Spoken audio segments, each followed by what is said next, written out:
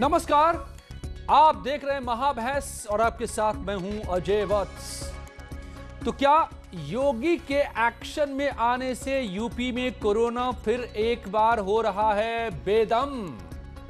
क्या आंकड़े और हालात इस दावे पर मुहर लगा रहे हैं? चलिए गौर कीजिए, कुछ बातें मैं आपके सामने लाता हूं।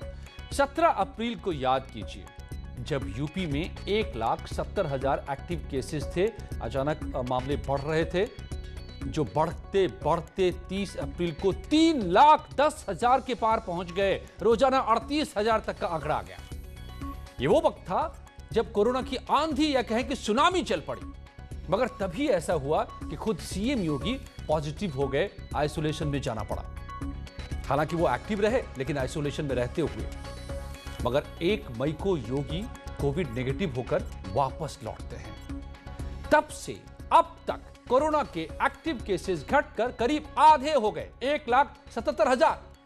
रोजाना नए मरीजों का आंकड़ा 38,000 से घटकर 12,000 के करीब गिर चुका है।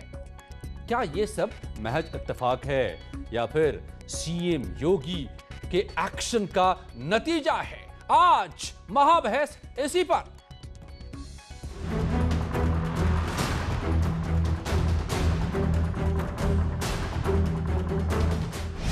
योगी का एक्शन प्लान, पॉजिटिविटी रेट धड़ाम। यानी हम लोग अपनी रणनीति में और कोविड प्रबंधन में अब तक सफल रहे हैं। उत्तर प्रदेश में मुख्यमंत्री योगी आदित्यनाथ जी ने जिस प्रकार से अत्यधिक घातक कोरोना की दूसरी लहर में अनथक मेहनत की, कुशल निर्देशन किया, उसकी यह देन है कि देश में सबसे अधिक आबादी वाला राज्य और सीमित संसाधन के बावजूद उत्तर प्रदेश में संक्रमित होने वाले लोगों की संख्या और मृत्यु दर में भारी कमी हुई है। महामारी में मोर्चे पर सरकार, विपक्ष बताए नाकाफी। है कि गांव-गांव में न दवाई है, न टेस्टिंग है, न ट्रेसिंग है, न अस्पताल है और इन सब के अभाव में लोग मर रहे हैं और आप कह रहे हैं कि कोरोना की स्थिति ठीक हो रही है। दिहाड़ी मजदूर, रिक्शा चालक, सड़क के किनारे एक छोटी सी गुमती लगाकर बाल बनाने वाले नाऊ, इस तबके को कैसे अन्न दिया जाए, इस पर सोचिए। मैदान में सीएम, कोरोना कितना बेदम। जी, सारी जो बातें कही जा रही थी अभी इस वक्त जो कह रहे थे विपक्ष के नेता, आज सवाल में रखूंगा ये सत्ता पक्ष के भी सामने। मगर ये समझिए कि आज की ये बहस क्यों हम कर रहे हैं? क्यों? क्योंकि सरकार ने कहा है कि सफल रणनीति से कोविड कंट्रोल हो रहा है। पॉजिटिविटी रेट में लगातार कमी आ रही है। लगातार जिलों के दौरे पर खुद सीएम योगी नजर आ रहे हैं, ग्राउंड पर जा रहे हैं, गांव में चले जा रहे हैं, कोविड हॉस्पिटल में चले जा रहे हैं, घरों में जाके कोविड पेशेंट से मिल रहे हैं, अधिकारियों की नकेल कस रहे हैं। रणनीति को विपक्ष फिर भी नाकाफी बता रहा है। क्या सही क्या गलत, आइए मैं समझता हूं। मेरे साथ जुड़ रहे हैं खास मेहमान अब्बास हैदर हैं, कांग्रेस के प्रवक्ता आलोक अवस्थी, बीजेपी के प्रवक्ता captain SK Dwivedi, retired IAS Sudhir Dubey हैं, एसपी समर्थक डॉक्टर कौशल कांत मिश्र हैं, वरिष्ठ चिकित्सक। बहुत बहुत स्वागत है आप सभी का मेरे साथ जुड़ने के लिए। चलिए मैं आज सरकार का तो दावा है कि कोविड के केसेस कम हो रहे हैं, पॉजिटिविटी का रेट कम हो रही है, प्रतिदिन का आंकड़ा 38 से 12,000 के आसपास आ चुका है। एक्टिव केसेस की तादाद जो 4.25 लाख के आसपास पहुंच रही थी वो घट करके अब 2.25 लाख के आसपास आ रही है। अब्बास हैदर साहब, क्या ये बातें झूठी हैं क्या? अप्रैल से लखनऊ की मैं बात करूं तो सरकार ने अब आंकड़े नहीं दिए हैं कितने आरटीपीसीआर टेस्ट किए। अच्छा, जो भी टेस्ट प्रदेश में हुए उसमें आरटीपीसीआर से कितने हुए, एंटीजन से कितने हुए, आप बताएं, वो आंकड़ा दें आप पहले। दूसरी बात ये है कि आप देख रहे हैं नदियों में हजारों लाशें बहाई जा रही हैं और ये कह रहे हैं कि आंकड़े बढ़ रहे हैं। सरकार का काम सिर्फ पीआर मैनेजमेंट का रह गया और कुछ नहीं रह गया। अभी आज से 3 दिन पहले से ये काम शुरू हुआ जब उन्होंने एक जबरदस्ती फेक WHO की बात, फेक बात कह करके कि WHO ने इनकी पीठ थपथपाई कोविड मैनेजमेंट की, जबकि ऐसा कुछ भी नहीं हुआ था। इन्होंने वाहवाही बटोरना शुरू कर दी, पब्लिक को भ्रमित करना शुरू कर दिया। भाजपा का हमेशा से ये रीति रही है कि लोगों को भ्रमित करके बेवकूफ बनाते हैं। थे, लेकिन इस बार सब चीज सामने है, बेवकूफ भ्रमित करने का सवाल ही नहीं है। आज मैं ये जरूर मानता हूं कि कोविड जो है थोड़ा सा थमा है, उसकी वजह लॉकडाउन है। इस समय लॉकडाउन को इस्तेमाल करके मैक्सिमम वैक्सीनाइजेशन लोगों का करना चाहिए, ताकि वो जो थमी हुई चीज है कोविड, अभी उसको उसकी रोकथाम कर पाए। ये रोकथाम नहीं है, ये थमा हुआ है, गांव तक पहुंच गया है। गांव में उस तरह से टेस्टिंग हो नहीं रही है। डब्ल्यूएचओ ने कभी नहीं इनकी तारीफ नहीं की। डब्ल्यूएचओ ने सिर्फ 3 ट्वीट किए थे। पहले ट्वीट में डब्ल्यूएचओ ने जानकारी दी थी कि उत्तर प्रदेश में जो है क्या काम किया जा रहा है कोविड मैनेजमेंट को लेकर गांव में। दूसरी ट्वीट में उन्होंने ये बताया था कितने लोग इसमें जुड़े हैं, और तीसरे ट्वीट में डब्ल्यूएचओ ने खुद की पीठ थपथपाई थी कि वो मैनेजमेंट और कोविड का ट्रेनिंग और सारा काम डब्ल्यूएचओ खुद कर रहा है। तो पहली चीज तो मैं पूछना चाहूंगा, ये सरकार को श्रेय दे रहे हैं अगर आपके हिसाब से थमी है, या फिर डब्ल्यूएचओ को श्रेय दिया जाए? डब्ल्यूएचओ की आपने झूठी तारीफ ले ली, लेकिन आप पूरा बात तो बताइए, अधूरी बात क्यों बताई आपने? ओके, आलोक अवस्थी साहब, रिप्लाई, क्या ये सिर्फ सब कुछ ठप करके इसलिए केसेस कम हैं, या फिर वो कौन सी पहल है जो केसेस को कम कर रहे हैं, लहर को कम कर रहे हैं? देखिए अजय जी, बात यह है कि विपक्ष का काम में सिर्फ आरोप लगाना, इस समय इतना ज़्यादा महामारी के समय पे भी जो है वो एक दुविधा में है कि मैं सरकार के साथ दूं चाहे ना दूं। सीधी सी बात यह है, 2.5 लाख से अधिक डेली टेस्ट हो रहे हैं। अगर सरकार टेस्ट गिराती तो वो संख्या आपके पास आ जाती। आपको पता है कि 30 अप्रैल को सबसे हाईएस्ट हम पीक पे पहुंचे थे, तब जो है 3 लाख से ऊपर जो है कोरोना के मरीज थे। आज 1,70,000 पे हम आ गए हैं। ये एक बहुत अच्छी बात है कि हम निरंतर जो है इस पर जो है कब्जा कर रहे हैं। प्रदेश में संक्रमण दर भी कम हो गई है। आज की संख्या है उत्तर प्रदेश के अंदर के 12,547 जो है मात्र जो है आज संक्रमित हुए हैं, और ठीक होने वालों की संख्या दुगने से भी ज्यादा है, 28,404 है। ये शुभ संकेत है। जनता ने जो सहयोग दे रही जनता, उसको हम धन्यवाद देते हैं। बल्कि हम ये भी कहते हैं कि आप मास्क लगा करके सुरक्षित रहिए। मुख्यमंत्री योगी आदित्यनाथ जी बराबर हर जगह से रिपोर्ट ले रहे हैं, तमाम अपने अधिकारियों को लगा रखा है। यहाँ तक कि हर जिले में डीएम और सीएमओ के साथ साथ एक सीनियर ऑफिसर को नोडल अफसर बनाकर रखा हुआ है। और बराबर जो है इस पर जो है वो काम कर रहे हैं। आज ऑक्सीजन की कहीं कमी नहीं है। साथ ही साथ आज मैं आप बताना चाहता हूँ कि आज जो है कैबिनेट की जो बैठक हुई थी, उसमें भी सरकार ने निर्णय लिए हैं। 3 महीने तक हम प्रत्येक कार्डधारक को 3 किलो गेहूं और 2 किलो चावल निःशुल्क देंगे। 1,000 रुपया 1 महीने के लिए जो श्रमिक हैं हमारे, चाहे पल्लेदार हो, चालक हो, नाविक हो, धोबी हो, हलवाई हो, मोची हो, दिहाड़ी मजदूर हो, रिक्शा चालक हो, उनको 1,000 रुपये सरकार जो है भत्ता देगी। ठीक है। अब डॉक्टर कौशल कांत मिश्रा, आप हमें टेक्निकली समझाइए, जो पिक्चर है वो क्या है। 2.5 लाख के आसपास इस वक्त भी टेस्टिंग चल रही है, जो कि अग्रेसिव टेस्टिंग है अपने आप में, काफी तादाद बताई जा रही है। 25 अप्रैल को पॉजिटिविटी रेट थी टेस्टिंग के मुकाबले में 15%, और 15 मई को ये 4.8% है। जितनी टेस्टिंग हो रही है सिर्फ 4.8% है जो पॉजिटिव निकल रहे हैं। बाकी आंकड़े में दे ही रहा हूं। इसके अलावा 75 जिलों में नोडल ऑफिसर तैनात कर दिए हैं सरकार ने। डायरेक्ट सीएम को वो रिपोर्ट करेंगे, और वहां अब गांव में, छोटे शहरों में जहां बढ़ते दिख रहे हैं मामले, वहां पर ना हाथ से फिसले बात, सीधी नजर अब लखनऊ से रहेगी। बाकी ऑक्सीजन सरप्लस है आज के डेट में 1010 metric ton. What do you say कि ये रेट वाकई बता रहे हैं हमें कि कंट्रोल में आ रहा है कोरोना? खत्म होने की बात तो भी बहुत दूर है। खैर,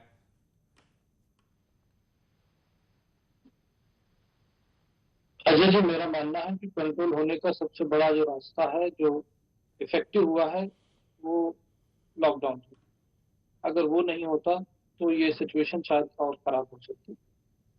और इसमें कोई मतलब शर्म की बात नहीं है, क्योंकि पूरे विश्व में जहाँ पे भी केसेस बढ़े हैं, वहां पे लॉकडाउन ने ही सबको उस आफत से उबारा है।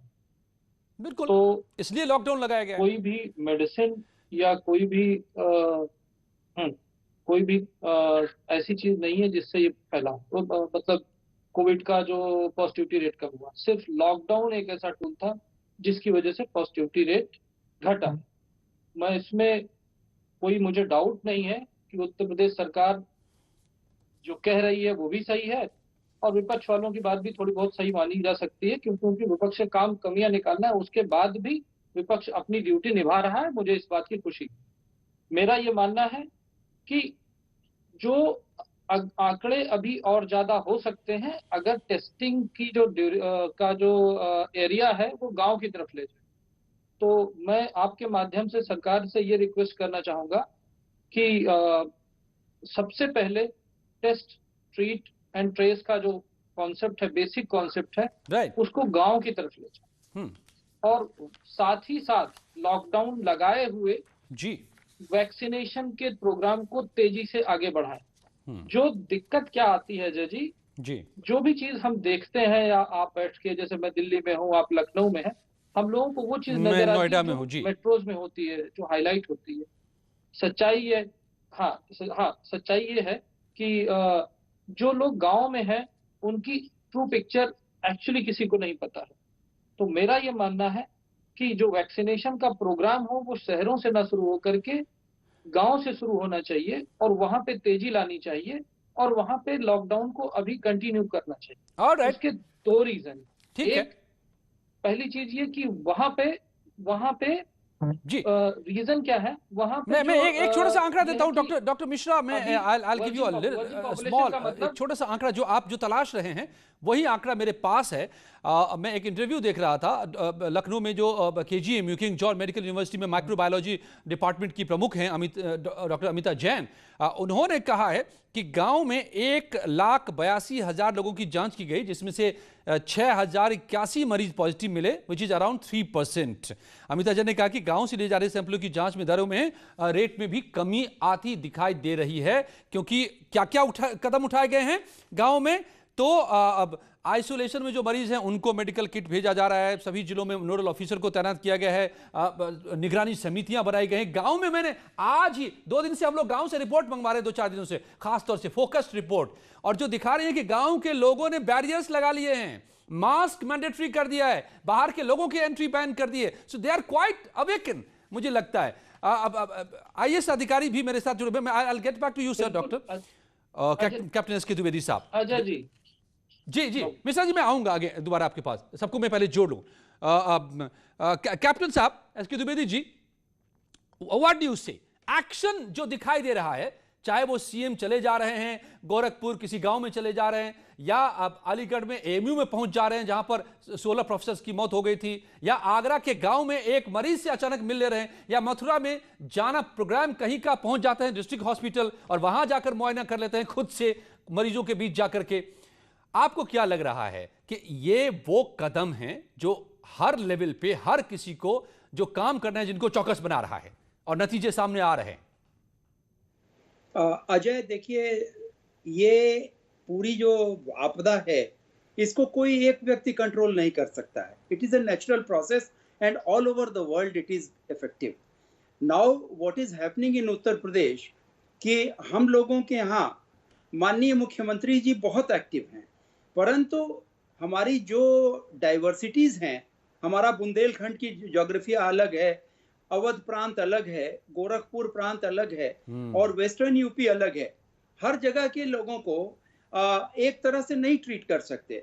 गांव में अवेयरनेस अब आई है, जब माइग्रेंट मजदूर जो बाहर से आए हैं वो काफी हद तक इन्फेक्टेड होके आए थे, और अब जो स्थिति बनी है उसमें ये दिखाई दे रहा है कि गांव में लोगों ने खुद से अपनी व्यवस्था करके, गांव के लोगों को अवेयर करके, सोशल डिस्टेंसिंग करके, मास्क नहीं है तो गमछा लगा करके और आइसोलेशन के बेड्स बना करके, मैंने कई गांवों से जानकारी ली है, तो ये मालूम हुआ कि उन्होंने अपने गांव प्राइमरी स्कूल में अथवा मंदिर वगैरह जो कॉमन एरियाज हैं वहां पर उन लोगों ने उन लोगों को जो सस्पेक्टेड केसेस हैं उनको किनारे कर दिया है और दवाइयां वगैरह पहुंचने लगी हैं।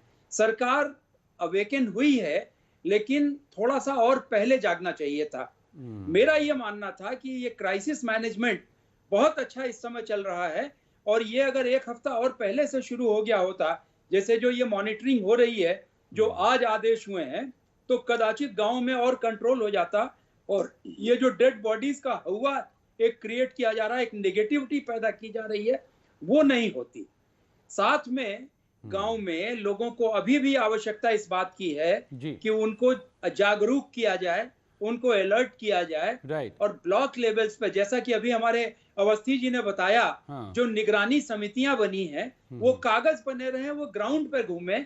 एक जो दहशत का माहौल बन गया है उसको ब्रेक किया जाए। देखिए, नोएडा से लेकर के और चंदौली तक जो चीजें हुई उसमें बेसिक, जैसा डॉक्टर साहब हमको बताएंगे सेकेंड फेज में, कि जो चेन ब्रेक करने की बात थी वो लॉकडाउन से आपने देखा कि चेन ब्रेक हुई है और उसका नतीजा हमको मिल रहा है कि जो प्रोग्रेसिव रेट थी बढ़ने की इस पैंडेमिक की, वो अब धीरे धीरे डाउन ट्रेंड आ गया। राइट।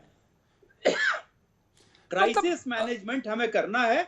और अभी हमको तैयार होना है कि हमारा एक, जैसा कि लोग फोरकास्ट कर रहे हैं, प्रधानमंत्री जी के वैज्ञानिक सलाहकार ने फोरकास्ट किया है कि हम सब लोगों को एक थर्ड फेज के लिए भी तैयार रहना चाहिए। तो अभी हमें इस पर रुक नहीं जाना है, हमें अपनी तैयारी को लगातार बनाए रखना है, बेशक, ताकि अगले स्टेज को हम लोग बिल्कुल अच्छे से फाइट कर सकें। बेशक, मैं आऊंगा आलोक अवस्थी जी, अगले फेज के लिए क्या तैयारियां हो रही है हम इस पर भी बात करेंगे, चाहे वो बच्चों के लिए अस्पताल बनाने की बात हो या फिर ऑक्सीजन प्रोडक्शन पर युद्ध स्तर पर झोंका जा रहा है, जो काम किया जा रहा है। सुधीर दुबे जी, समाजवादी पार्टी समर्थक मेरे साथ जुड़े हुए हैं। सुधीर जी, अब रेहड़ी पटरी लॉकडाउन से जो प्रभावित हो रहे हैं मजदूर, उन सबको भी आज सरकार ने कहा कि 1000 रुपये महीना, 5 किलो सूखा अनाज हर किसी को दिया जाएगा। फिलहाल घर में ही रहिए, कामकाज हम कर लेंगे थोड़े दिनों बाद।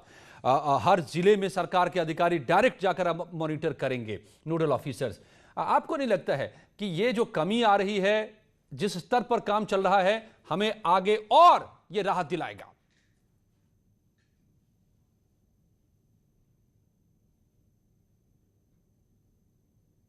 सुधीर दुबे जी, नहीं सुन पा रहे हैं आप? हैदर साहब, अब्बास हैदर जी, आप ही इसी सवाल का जवाब दे दीजिए।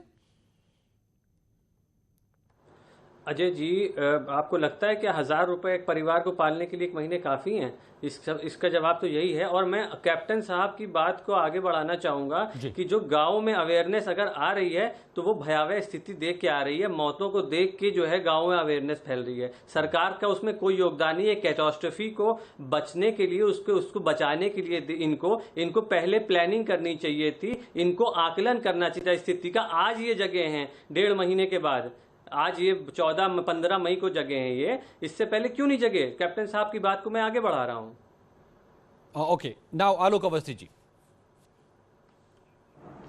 देखिए अजय जी, समाजवादी पार्टी के प्रवक्ता बहुत अच्छी बातें कह रहे हैं। थोड़ी सी अच्छी बात ये कांग्रेस के कह देते, जिन्होंने जो है वैक्सीन को लेके, कांग्रेस के प्रवक्ता है, हाँ कांग्रेस के प्रवक्ता है, कम से कम ये भी बात कह देते कि जो अखिलेश यादव ने जो भ्रम फैलाया प्रदेश के अंदर कि भाजपा की वैक्सीन है, इसको मत लगवाओ। सोचिए कितने लोगों में भ्रम फैला, चाहे उनके मुट्ठी भर फॉलोअर हो, लेकिन वो एक फॉलोअर भी जो है 10,000 आदमी को संक्रमित कर सकता है। तो अखिलेश यादव जी को क्षमा मांग करके अपील करनी चाहिए थी कि वो कम से कम जो है वो ये कहे कि भाजपा वैक्सीन मैंने गलती से कह दिया था, आप सब वैक्सीन लगाइए। आलोक जी, इसमें एक बात तो आप मानेंगे ना, सेकेंड वेव में, फर्स्ट वेव में शायद हम जवाब दे दूं, चाहे देश हो या उत्तर प्रदेश, लेकिन सेकेंड वेव में हम एक कदम पीछे चल रहे हैं कोरोना से, और इसी वजह से तकलीफ ज्यादा हो गई है। हम बता रहे हैं आपको, हाँ ठीक है, क्योंकि पहले इसमें अंतर है। देखिए पहले जब 500 बेड्स की आवश्यकता होती थी मरीजों के लिए, तो मात्र 40 से 50 लोगों को ऑक्सीजन की जरूरत पड़ती थी। जो सेकेंड वेव आई है अजय जी, इसमें 500 बेड के ऊपर हमको 450 लोगों को ऑक्सीजन देनी पड़ रही है। ये परिस्थितियां इसलिए बदल गई हैं, नहीं तो हमारे पास बेड नहीं थे। 1,60,000 बेड सरकार ने पिछले कोविड प्रशासन में कर लिए थे, और साथ ही साथ L1, L2, L3 के 65,000 बेड की हमने व्यवस्था करी थी। जबकि आपको मालूम है ये बात कि आजादी के 70 साल में खाली 12 ही मेडिकल कॉलेज थे, जो कि सरकार के आने बाद आज 30 की संख्या हो गई है। आज 30 मेडिकल कॉलेज हैं, 254 लैब हमने बनाई है। इसके पहले एक भी लैब प्रदेश के अंदर नहीं थी, पूना भेजा जाता था सैंपल के लिए। सरकार में और अब मैं कहना चाहता हूं कि मार्च के बाद से जो अभी तक में सरकार 30,000 अतिरिक्त बेड जोड़ चुकी है। अब और सरकार जो है बराबर 97,000 गांवों में 2,000 से अधिक निगरानी समितियां जो है इसमें घर घर जाकर टेस्ट कर रही हैं, और उसका बहुत अच्छा परिणाम आ रहा है। WHO की टीम गांव में साथ में गई थी, WHO ने वही तारीफ करी थी। आज मुख्यमंत्री जी ने आदेश किए हैं कि ग्राम विकास अधिकारी जितने भी जो है, पंचायत के अधिकारी जितने भी हैं, ग्राम प्रधान बने हैं, जिला पंचायतें, सब अपने गांवों में जाकर के अपने क्षेत्रों में जाकर के। आवाज आप कुछ कहना चाहते हैं? मैं डॉक्टर के पास जाऊंगा, डॉक्टर कौशल कांत मिश्रा से समझूंगा। हमें रियल सिचुएशन समझना है कि भाई कैसे यहाँ आगे क्या करें हम, लेकिन आपका क्या जवाब है? जी हिंदुस्तान अखबार की रिपोर्ट बता रहा हूं, 13 जिलों में सैकड़ों वेंटिलेटर बेकार पड़े, कोई ऑपरेट करने वाला नहीं। ये सरकार को सबसे पहले पैरामेडिकल और मेडिकल स्टाफ की भर्ती करनी चाहिए, जो रिक्त पर है उसको भरना चाहिए। ठीक है, ये बता रहे हैं कि 70 साल में कितने बने, हो सकता है पंडित नेहरू को भी कह दें कि उनकी वजह से कोरोना यूपी में फैल रहा है, कोई बड़ी बात नहीं, मैं समझ सकता हूँ। यूपी का में तो उत्तर प्रदेश में तो देखिए, बीच में मत बोलिए, बीच में मत बोलिए, बीच में मत बोलिए, जब मैं बोल रहा हूँ तो बात समझ लीजिए। क्यों नहीं आपने जो है बेड्स बढ़ाए उस समय? 70 सालों में 15 साल सरकारें आपकी रही है, बिल्कुल बेड बढ़ाए, कांग्रेस की सरकार 55 साल तक रही है। आपके तो कागजी बेड है, आपके सारे कागजी बेड है, संसाधन की जो कमी है आपकी फाइलों भाजपा सरकारों ने पूरा किया है। भाजपा मैं बता रहा हूँ आपको, ठीक है, 2.25 लाख पर डे टेस्ट। सुन लीजिए, अस्पताल जो है चिल्लाने से कुछ नहीं होगा। कुछ कांग्रेस पार्टी बनाया था जब अब्बास हैदर प्लीज। मैं बस जवाब दे दूं, जवाब देना चाहूंगा मैं अब्बास हैदर कुछ कहना वो इंटरप्ट कर रहे हैं। Alok ji is interrupting me, I want to answer him, please go ahead. देखिए मैं बता दूं इनको, ये बात कर रहे हैं कि ये कितने लाख इन्होंने बेड बना दिए। मैं सिर्फ 2 लाइन है इसके लिए कि तुम्हारी फाइलों में गांव का मौसम गुलाबी है, ये आंकड़े झूठे हैं, ये दावा किताबी है। ठीक है, ये आप जमीन पे तो बेड नहीं है, किसी को ना बेड मिल रहा है ना इलाज मिल रहा है। आप राहुल गांधी और कांग्रेस की बात करें, जब कांग्रेस के नेता लोगों की मदद करते हैं, आप अपनी दिल्ली पुलिस भेज के उनके हाथ से दवाइयां खींच लेते हैं। आप यूथ कांग्रेस कार्यकर्ता लोगों की मदद नहीं, आप सिर्फ चाहते हैं कि लोग मर जाएं, लेकिन आपकी वाहवाही हो, आपको सिर्फ वाहवाही चाहिए। सुप्रीम कोर्ट आपको बुरा कह रहा है। ओके, सुधीर दुबे बार बार जुड़ रहे हैं और संपर्क टूट जा रहा है, अभी फिर से जुड़े हैं सुधीर दुबे, समाजवादी पार्टी समर्थक। आप सुन रहे हैं तो बता दीजिए कि भाई आप जब सत्ता में थे, जागते जागते 3 साल लगा दिए थे, 4 साल लगा दिए थे, सरकार कम से कम हफ्ते 2 हफ्ते बाद तो जाग गई ना। अब हालात तो काबू में आ रहे हैं ना Sudhir ji. Hello, right Sudhir ji please. Hello, बोलिए, आ रही है आपकी आवाज। हेलो जी, मेरी आवाज आ रही है? जी आ रही है, बोलिए जी, मेरी आवाज पहुंच रही है? मैं सुन नहीं पा रहा हूं। बोलिए।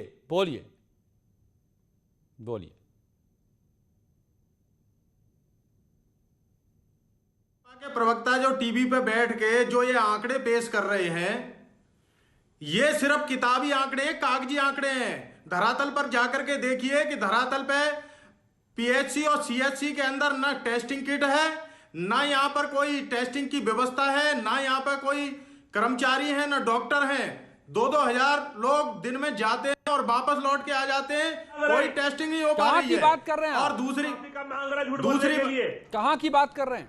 अखिलेश यादव झूठ बोलने के लिए माफी कब मांगेंगे? दूसरी बात मैं बताना चाहता हूं कि आज मुख्यमंत्री जी जो शहर जा रहे हैं, मुख्यमंत्री जी जब जाते हैं तो वहां पे लोकल मीडिया को वहां से हटा दिया जाता है, और जो नाकारा जो स्वास्थ्य विभाग है और जो कर्मचारी हैं, जो प्रशासनिक अधिकारी हैं, वो झूठे आंकड़े पेश कर रहे हैं। अखिलेश यादव झूठ बोलने के लिए माफी कब मांगेंगे? वैक्सीन लगाने के लिए कब कहेंगे? किस बात की वैक्सीन लगवाने के लिए कब अपील करेंगे अखिलेश यादव? बता दीजिए। अखिलेश यादव ने झूठ बोला था कि भारतीय जनता पार्टी की वैक्सीन है, जबकि देश के वैज्ञानिकों ने जी तोड़ मेहनत करके देश के वैज्ञानिकों ने इस वैक्सीन को तैयार किया था। कितना आपके लोगों ने झूठ बोल करके छोड़िए आप लोग छोड़िए। Doctor Kaushal Mishra please no let us no sir, we want the real situation. क्या है आज? ठीक बात है, लॉकडाउन की वजह से कम हुआ है, इसलिए लॉकडाउन लगाने की जरूरत थी, लगाया सरकार ने, आखिरी विकल्प था लेकिन उसको अपनाया। अब आगे आपको क्या दिख रहा है? हमारी व्यवस्थाएं दुरुस्त हो रही हैं, ऑक्सीजन प्लांट काफी लग रहे हैं, हॉस्पिटल बेड बढ़ रहे हैं, पीछे आगे हम ढील देंगे, अगर हफ्ते भर के लिए फिलहाल बढ़ाया गया है तो हम निपट लेंगे बढ़ने वाले तादाद से। चाहिए किसी भी सरकार को इस भ्रम में नहीं रहना चाहिए, मैं सबके लिए बोल रहा हूं, किसी भी सरकार को इस भ्रम में रहना नहीं चाहिए कि लॉकडाउन खोल देंगे तो वो चीजें दोबारा करना नहीं चाहिए कि लॉकडाउन खोल देंगे तो वो चीजें दोबारा कंट्रोल में आ जाएंगी। अभी मुझे लगता है लॉकडाउन कंटिन्यू करना चाहिए, साथ में वैक्सीनेशन बढ़ाना चाहिए, और वैक्सीनेशन उन एरियाज में ज्यादा फास्ट करना चाहिए जहां पे केसेस अभी कम हुए हैं। क्योंकि जहां पे केसेस कम है वहां वर्जिन पॉपुलेशन, यानी कि उनको अभी इन्फेक्शन नहीं हुआ, तो वो ज्यादा रिस्क पे है, जैसे कि गांव के एरिया। तो इसके लिए मैं सिर्फ एक ही चीज बोलना चाहूंगा कि पहले जवान फिर गांव का किसान और फिर बाकी का हिंदुस्तान। इस सीक्वेंस में वैक्सीनेशन होना चाहिए। और यहाँ का जवान ऑलरेडी वैक्सीनेट हो चुका है, यहाँ का जवान सैनिक है, यहाँ का जवान पुलिस है इस समय, और यहाँ का इस महामारी का जवान डॉक्टर है। तो हेल्थ केयर वर्कर को लग चुकी है, अब गांव के वर्जिन एरिया को लगनी चाहिए जहां पे अभी इन्फेक्शन नहीं फैला है। शहरों में इन्फेक्शन काफी फैल चुका है, तो वहां पे फोकस न देते हुए गांव की तरफ फोकस करें, जिससे गांव में ये इन्फेक्शन ना फैले।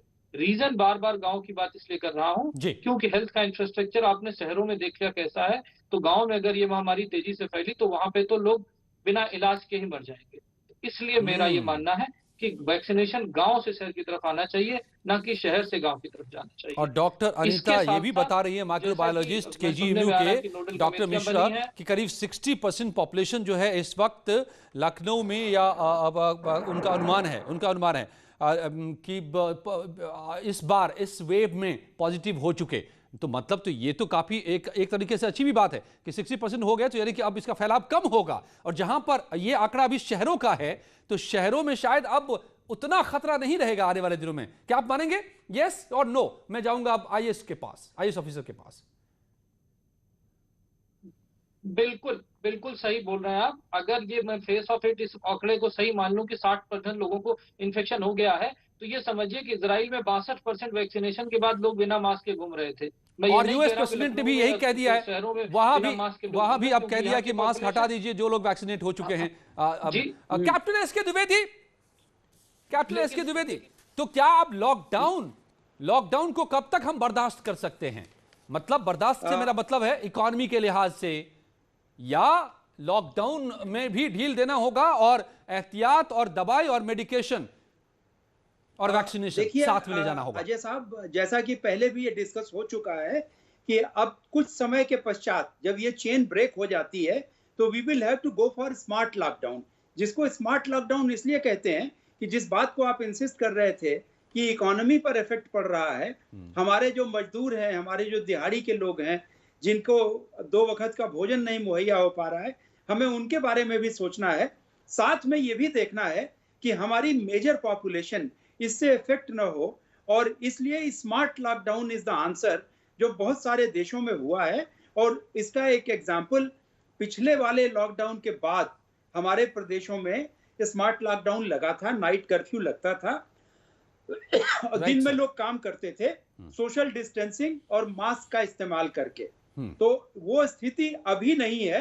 अभी हमें सिचुएशन कंट्रोल और करनी है ताकि एक लिमिट के अंदर आ जाए ये इन्फेक्शन। उसके बाद स्मार्ट लॉकडाउन हमको कुछ समय तक चलाना पड़ेगा। जी सर। अब डॉक्टर मिश्रा, समय एकदम खत्म हो गया है, आप क्या कहना चाहते थे जल्दी से 10 सेकंड में? मैं सिर्फ ये कहना चाह रहा हूं कि बिल्कुल सर ने जो बोला, smart lockdown is the option, वो भी अभी नहीं, आज से कम 1 महीने के बाद।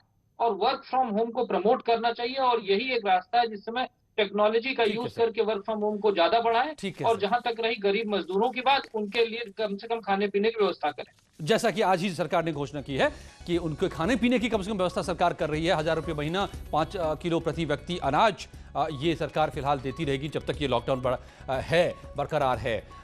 सरकार, इसका मतलब जो मोटे तौर पर यहाँ पर पैनलिस्ट भी अग्री है कि सही दिशा में है सरकार। इस वक्त वो कदम सारे उठाए जा रहे हैं जो उठाए जाने की जरूरत है।